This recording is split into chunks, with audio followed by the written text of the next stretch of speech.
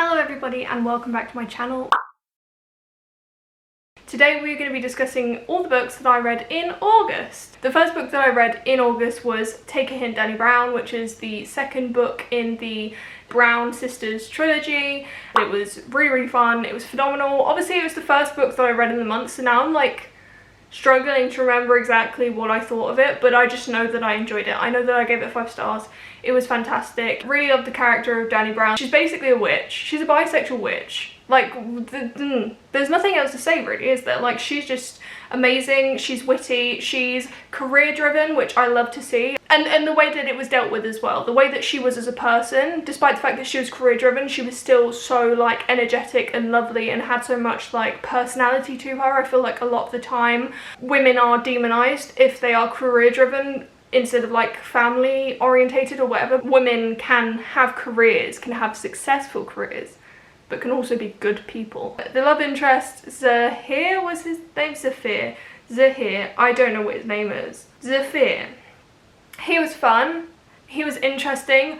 I enjoyed the aspect of the fact that he had anxiety that was connected to an accident that happened in his family. Anxiety and grief is explored a lot, and it's very interesting to see it from the male side of things, because I feel like a lot of the time anxiety is something that is written into female characters. It's nice to see it from a different perspective. I haven't really read any books that kind of include that. This is one of the things that I just really love about this trilogy, is the fact that yes, it's romance, yes, it's contemporary, yes, it's fun and it's fluffy and it's steamy at points, but it's also got these really solid like topics that are delved into, which don't get handled a lot in those kind of books. A lot of the time when we talk about things like anxiety and grief and chronic illness, which was in Chloe Brown, a lot of the time when those things are talked about, it's like very somber, and it kind of like shits on the life of those people that actually deal with it, because it's like their life should not be seen as this like really horrendous thing just because they deal with something.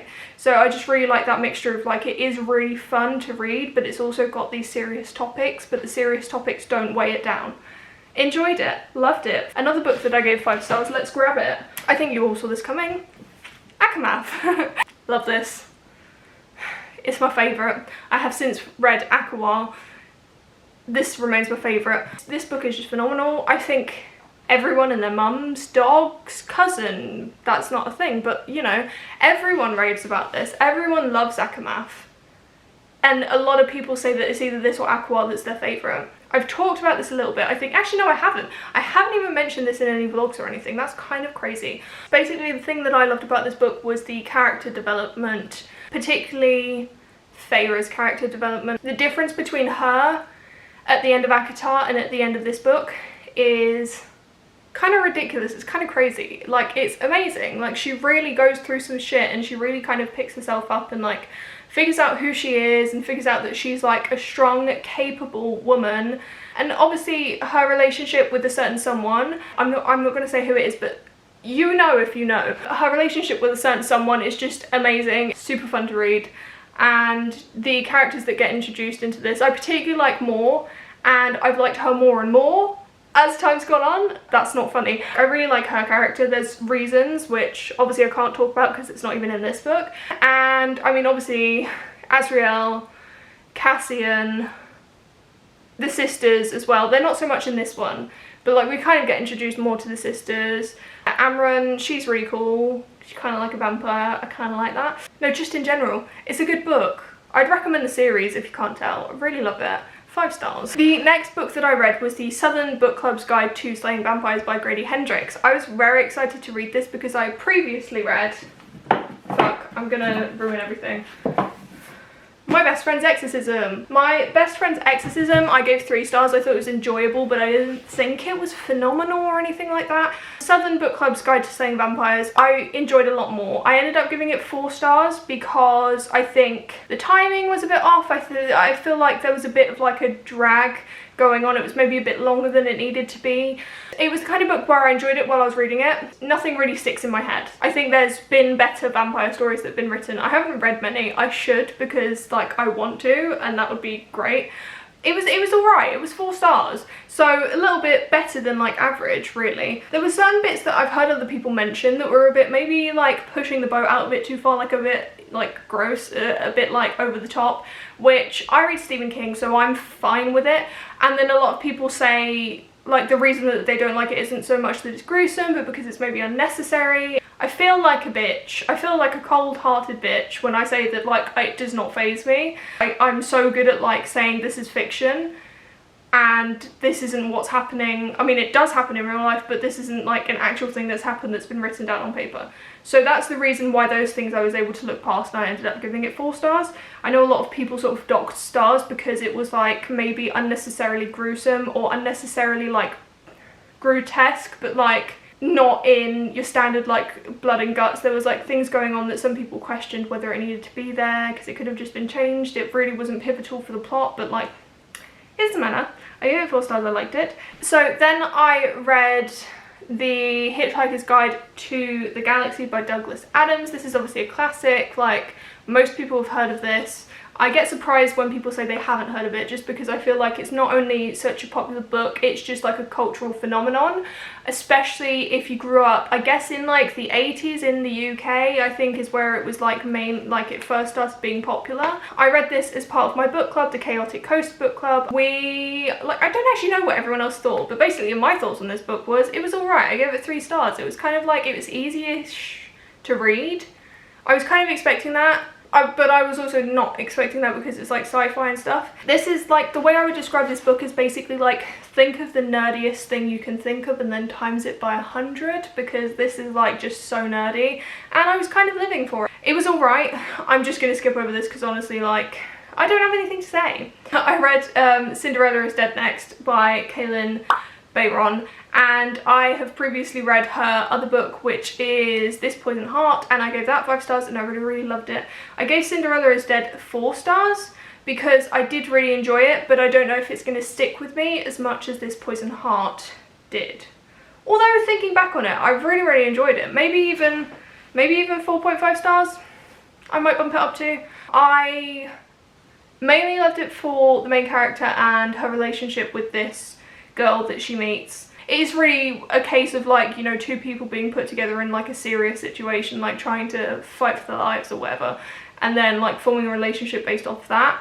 I am not averse to retellings in general, like I quite like retellings, but my favourite type of retellings are the ones where you almost would not be able to tell that they're retellings.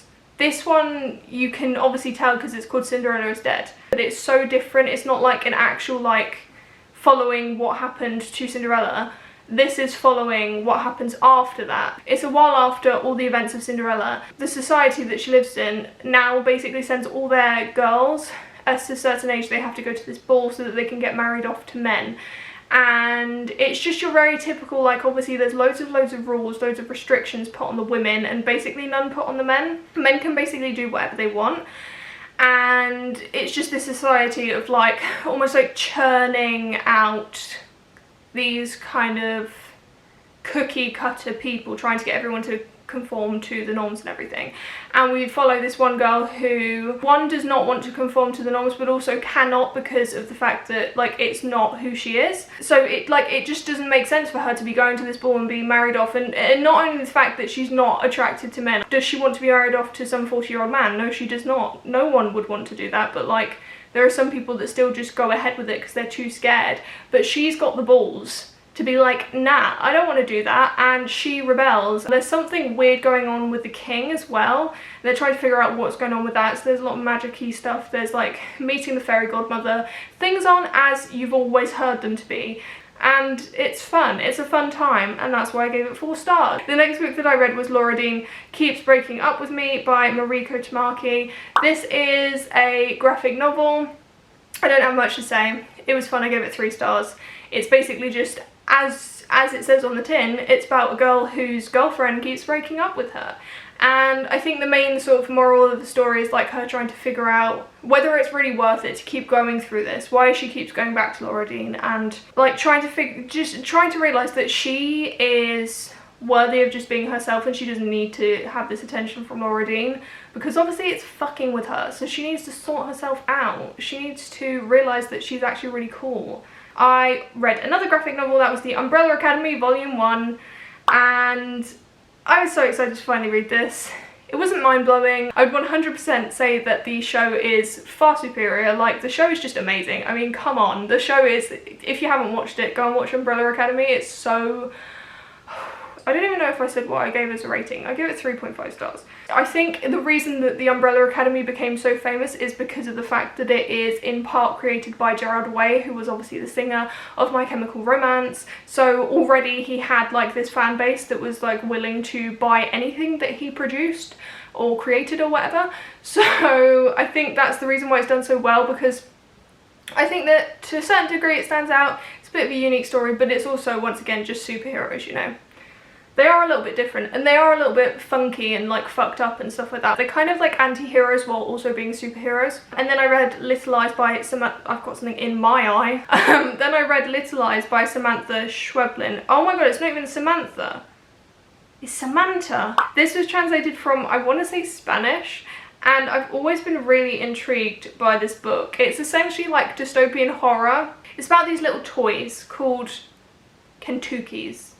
They are connected to these kind of iPad things, or like just a software. The main gist of the thing is, one person over here on one side of the world buys a Kentucky, the other person on the other side of the world, or wherever they are, buys this software that they download onto whatever they're using, their iPad for example, and the person with the iPad controls the Kentucky, so suddenly you have this really weird mixture between a parasocial relationship and an interpersonal relationship, because obviously you're on a lot more personal level than you usually would be with just talking to someone on the internet. But at the same time, you don't actually know really much about each other, and obviously there's one person that's going to know more because you've got this one person that has the ability to say more, and the person that's controlling the Kentucky cannot really communicate outwards, like they can't really say much. I think the thing that intrigues me the most about that kind of story is that it really shows you that the world is, I mean obviously not 100%, but like kind of roughly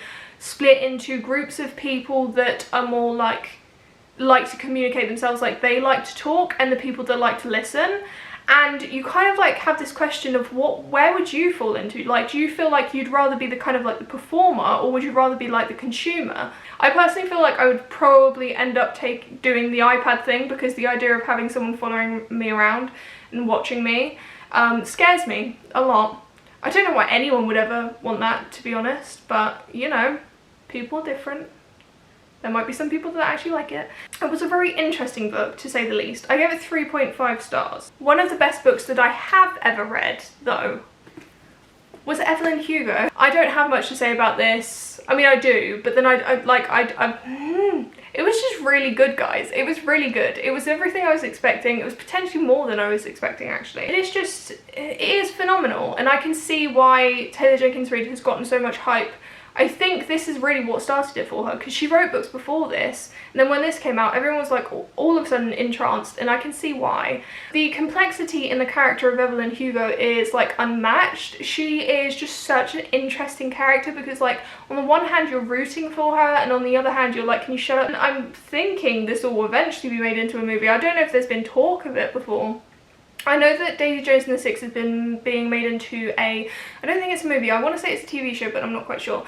This one is the one that I want to see personally. I think that the aesthetics of it will look phenomenal. I think that like if it's done kind of in the style of like Hollywood by Ryan Murphy, like that would be phenomenal. There's just something about books that are about old Hollywood that focus on like LGBTQ plus characters that is just really, really, really fun. I really couldn't care less about the heteronormative Hollywood. I just want to know about the gay Hollywood, okay? It's fun. It's a really interesting, complex story. Obviously, like, with each husband that she meets and marries, it brings out a different side of her, and it has a different part of her story, and I think that was just really clever. This will be reread within a year, I want to say, because it was also super easy to read. I really like the format as well. My battery's running out, so I'm screwed. I originally thought it was purely interview format, but I was wrong. I was very wrong.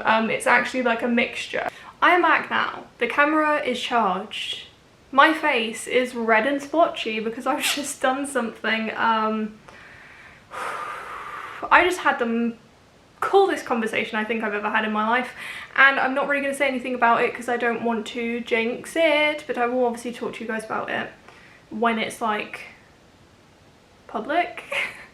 But anyway, don't mind my face, I just really wanted to get this filming done now. I was talking about The 7 Husbands of Evelyn Hugo. I really loved it, I gave it 5 stars. Can you tell that I'm a little bit in love? I don't think you can, but like, just in case, just, you know. The next book that I read in August was The Strange Case of the Alchemist's Daughter by Theodora Goss. This is the first book in the Athena Club trilogy or series. I don't actually know how many books are in this series. I think there's 3 out so far, so it could be a trilogy or it could be an ongoing series, but we don't know. This was really fun. This was just, if anything, it was fun. It was enjoyable. The thing that really got me with this was the fact that it basically takes a lot of characters who are related to or inspired by classic Victorian, like Gothic Victorian characters. The whole vibes of this is we've got Victorian London, it's very nice and rainy and grey and dreary, and my favourite. We're just following this group of girls who one by one kind of find each other. There's a bunch of people that start getting murdered. They're mainly sex workers, but maybe not even, because you know it's the Victorian era and they like to call people sex workers just for the sake of it. And they end up dead. They're partially trying to help Sherlock Holmes. He's also in it. Cool dude. They're also trying to figure out things that happens like in their family and stuff like that. So they've got like personal dramas going on. They've got like real out in the world dramas as well. It's just like everything's going down. Shit is going down. And they're trying to figure out what's going on. It was just fun. It was. And I'm looking forward to continuing the series. That is why I gave it 4 stars. The next book that I read was Those Who Pray. This book, the reason that I read it was because it's about a cult. I'm not even going to lie. I'm not even going to try and beat around the bush. I'm just going to tell you straight up that I like cults. Not in real life. Like, I don't actually like cults. I think that they are disgusting. But I also think that they're very interesting. And I think the whole psychology behind, one, how someone could be influential and powerful and charismatic enough to be able to garner that much appreciation and admiration and like get people to follow them literally to death. But also on the other side, like how someone could be driven to join a cult. And we talk about it as if it's this really, really far-fetched thing, like, oh my god, I would never join a cult, like, oh my god, that's so far away, why would I ever do that? And I think ultimately everyone has the potential to do something like that. It's just a case of like where you are in your life, because the thing that I've learnt over time is that cults basically take advantage of people that are at the lowest points of their life and like are so lonely, and like not even lonely, like it's far worse than lonely. It's almost, they feel so small that almost they feel like if they just disappeared off the face of the earth, no one would give a shit. And that always really interests me. Did this book do that? Not really. It didn't delve into the psychology that I like to the extent that I would have really enjoyed. I should have known that was going to be the case though, because this is like more YA, and if I know anything, YA does not really delve into psychology that much. I don't know what it is. Do they expect teenagers not to be able to deal with psychology? Because, newsflash, some teenagers are smarter than some adults. I think this one was handled pretty well. Like, I think the way that it was done was quite good.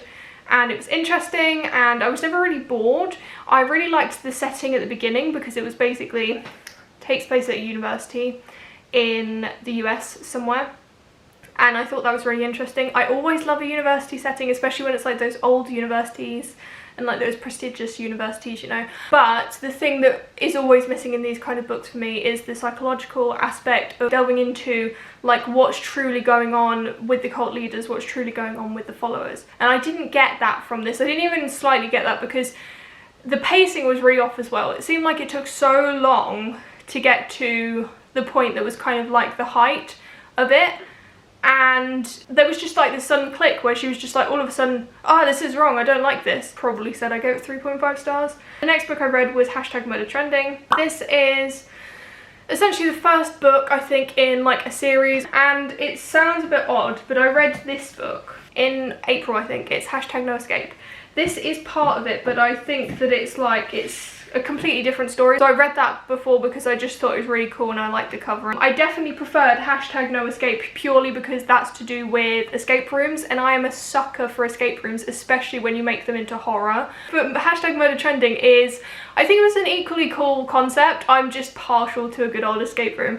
But #Murder Trending is basically about, it's called Alcatraz 2.0. It's kind of like a Black Mirror-esque style prison. It reminds me of a certain episode in Black Mirror. I'm not going to say which one because it would kind of spoil it. Essentially, when people do bad things, very, very bad things, and they would usually get sent to a normal prison, instead they get sent to Alcatraz 2.0. As you can imagine, because it's called Alcatraz, it's like super, super, super high security, like literally you will not get out. On top of it being high security prison, it's also a form of entertainment for all the people around the world. I mean, maybe not around the world, in the US maybe.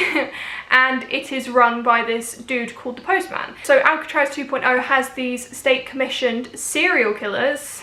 I like a good serial killer, or at least to read about them. I don't like them in real life. These state-sanctioned serial killers who basically are killing off the prisoners. So we're following someone that goes in and then she kind of stirs shit up. Like, she causes a ruckus. She does things that no one ever expected. And then there's just like this thing of, oh my god, is this just...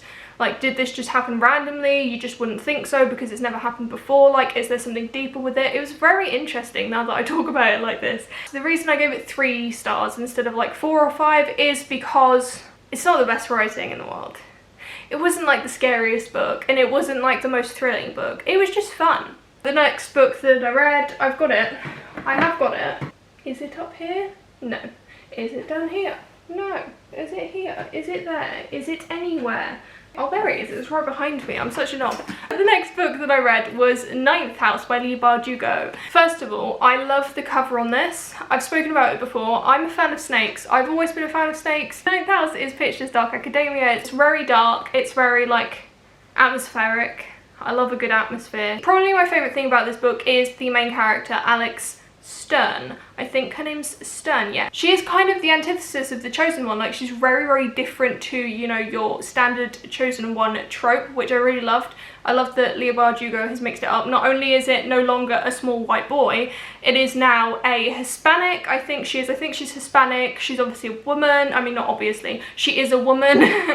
And she is just like, she has a really dark history. I really liked her as a character. I loved the fact that she was covered in tattoos, although they did get her to take the tattoos off for, you know, whatever purposes that was. But I think that women, specifically women, I'm just saying, tattoos are cool in general. Women covered in tattoos are really cool. There's just something about it. Would I ever do it? Probably not. Why? Probably because I'm too indecisive to decide what to put on my body for the rest of my life. Also, I don't like pain. So as much as I would like to be covered in tattoos, I probably won't ever, but I can admire them on other people, and just reading about her and all her tattoos was really cool. The story was interesting. I think the first 200 pages I struggled to get into purely because I made a stupid decision to read multiple books at the same time, because I didn't realise that this was going to take my, like, need my full attention. I would recommend that. If you're reading Ninth House, please use your full attention, unless you've got like more attention than I have, in which case do whatever you want. I'm going to need to reread this at some point because I want to get the full experience of it. I don't think I did, and I think that was 100% my fault. I gave it 4 stars. I think it deserves 5 stars. The next book that I read is potentially one of my favourite books of the year. It is potentially a favourite of all time. The book that I read next was The Girls I've Been by Tess Sharp. I had sort of standard expectations for this. I thought it was going to be fun. I thought it was going to be a good thriller.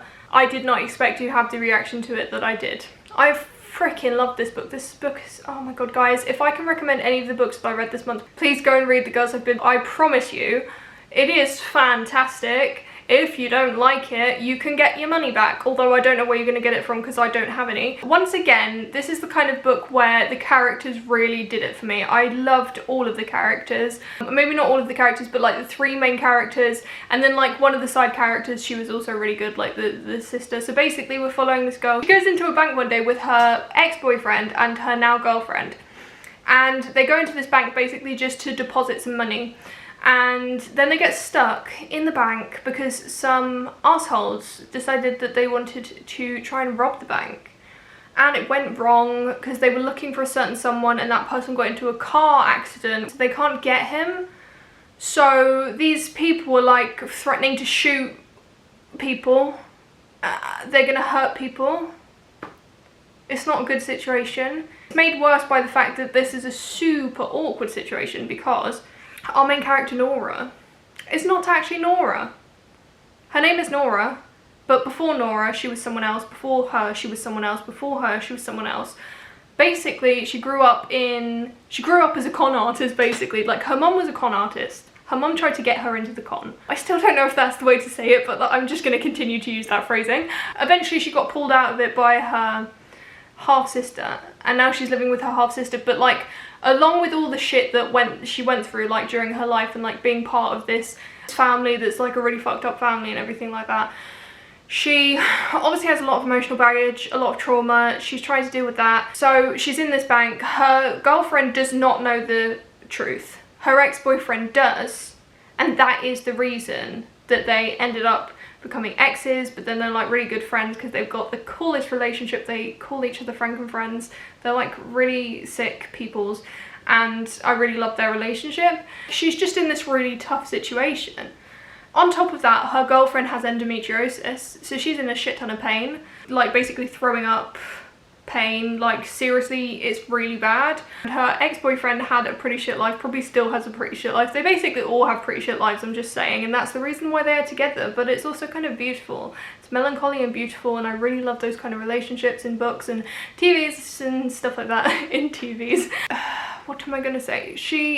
I'm overheating. God, guys, I look like someone's poured Ribena on my face. And it was just a very good book, and that is why I gave it 5 stars. Once again, I would give it like 5 billion stars if I could. It was just that good. I'm pretty sure I'm on to my final book now, and I'm not going to talk about this for very long because it was basically just an Agatha Christie book. It was The Mysterious Affair at Styles. It was alright. I gave it 3 stars. I always, like, there's very few of her books that I think I've given more than like 3 or 4. Purely because of the fact that they're like, that kind of murder mystery is very formulaic. I have nothing against that kind of formulaic way of writing, but it also means that it's never like super mind-blowing. For me, a lot of the times the reason that I give 5 stars is because it's like something that I haven't read before and something that I found really interesting. So that's why I gave it 3 stars, but it was fun nonetheless. It had something to do with poison. Poison is cool, as long as you don't use it on people. That was it. That was all the books I read in August. It took me a long time to film. I'm tired, and now I need to edit this. Oh my god, what have I done to myself? I hope you enjoyed this video nonetheless. If you want to see more of my videos, then you're more than welcome to go and have a little scroll through the ones that I have uploaded so far. I hope that you decide to stick around. I hope that you want to see more of my face, in which case you can subscribe. You're also more than welcome to click the like button if you want, and I will see you in my next video.